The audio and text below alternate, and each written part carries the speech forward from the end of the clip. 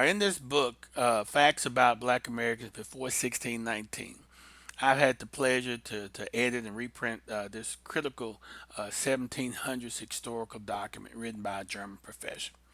So it's a short, powerful read that summarizes the beginning of the transatlantic slave trade. So what most people don't realize is that, because our history has been hidden, intentionally hidden from us, is that the transatlantic slave trade got its start during the Spanish and Portuguese Inquisition. So this is information that you got to share with your children, you got to share with your family, whether they receive it or don't receive it, because we just don't often get this type of information, freely. So there's several key points that I want to emphasize from the book, and I'll do it over a series of videos in order to keep the videos short. But I don't want us to miss how powerful some of these points are that's coming out of this document, right? So today I'm just going to make a couple of points, keep it short, but they're powerful points. So keep these things in mind. Now, point number one is found on page 13 of the book. And on page 13, it tells us who the people are that went into slavery. So it says that Prince Henry's colonies were enlarged by his successors. King John II in 1492 expelled all the Jews to the island of St. Thomas, which had been discovered in 1471, and to other Portuguese settlements on the continent of Africa. And from these banished Jews, the black Portuguese, as they are called, and the Jews in Loango, who are despised even by the very Negroes, are descended.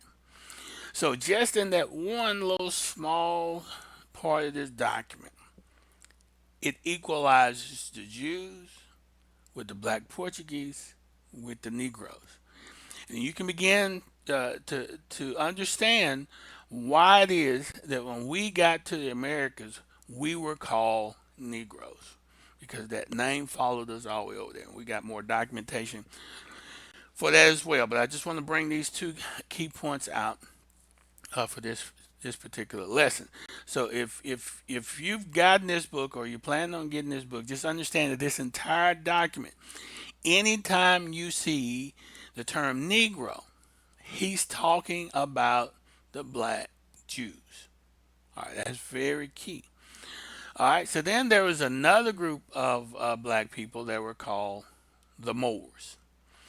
And so we just want to make sure that everyone understands that this particular group was a separate group. So point number two we want to make, because the Moors were a separate group of black people, we want you to see from this document that they proposed only to put the Negroes into slavery, but to leave the Moors out of it. This is key. This was a specific targeting of a specific group of people. So in this document on page 15, it says, but our authors show that before that time, Moorish and or even Negro slaves were sent to America. Lacasse's merits consisted in saving South America from an entire depopulation. What before him had been already done by private Spanish individuals, he procured to be done by a general royal order, or he proposed Negroes instead of the few Moorish slaves who had till then been sent to America. So let's look at real quick what was going on. As the Portuguese and even the Spanish began to grow and they began to conquer more areas, when they went into these areas in the Americas and they began to conquer these areas in the Americas, they almost completely depopulated the continent. They were trying to enslave the indigenous people. It didn't work out. Most of them they killed by the sword or disease. And so they had to bring workers in, and so they proposed the Negroes instead of the Moors. They made a deal. We'll only go after the Negroes, not the Moors. Now, according to this document, also, this was already the practice of the private Spanish individuals. So this was being done, uh, you know, anyway, but it wasn't official. And then he got a general royal order. This guy did. I mean, this comes from the government itself, from the Pope himself that I want you guys to target these specific group of Negroes or black Jews or black Portuguese or the black Spanish. This is critical. So I just wanted to bring that out. Now, just to prove that the Moors were a term that was used for other groups, of black people. I want to take you to the Geneva 1599 Bible, and you can look this up on Bible Gateway. You can go choose the Geneva Bible, and we're just going to use one scripture. We're going to go to Jeremiah 13:23. And it says, can the black Moor change his skin, or the leopard his spots? Then may ye also do good that are accustomed to do evil. Now, this is important because the Geneva Bible was written in the late 1500s. It predated the King James Version. In other words, it's older than the King James Version.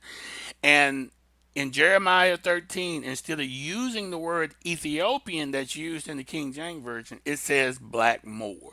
So the people who were writing, the English people who were writing the scriptures back in the 1500s understood that the Ethiopians who had converted over to being, many had converted over to being Muslim, were also considered to be Moors, but that was a different group of black people because the Ethiopians came from Ham and the Negroes or the Hebrews came from Shem. It was three sons that came off the boat after the flood: Ham, Shem, and Japheth.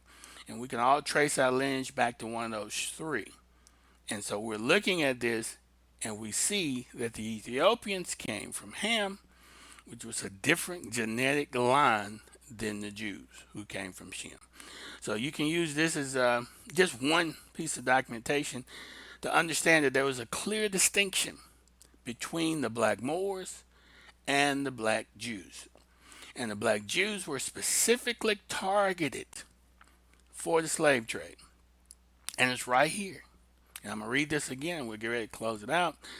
He said, but I ought to show that before that time, Moorish and or even Negro slaves were sent to America. La Casa merits consisted in saving South America from an entire depopulation. What before him had been already done by private Spanish individuals, he procured to be done by a general royal order, or he proposed Negroes instead of the few Moorish slaves who had till then been sent to America. All right, so we've got a lot of documentation that supports this, but this document, the reason I wanted to put it out in front of everybody is because it summarizes it so well. There's so many branches in this thing, and you could branch out and just do studies on, just pick out an item and just do studies on one or two of those items, and I mean it'll take you deep into the studies that you want to get into. Now, if you've already gotten this book. If you've already purchased it, stick with me. We're going to go through this thing. We're going to pick out key elements for you to teach your children, you teach, maybe your parents or other people who want to get to know who we were before 1619, because our history books here in America is not going to go before that, and they're changing those now.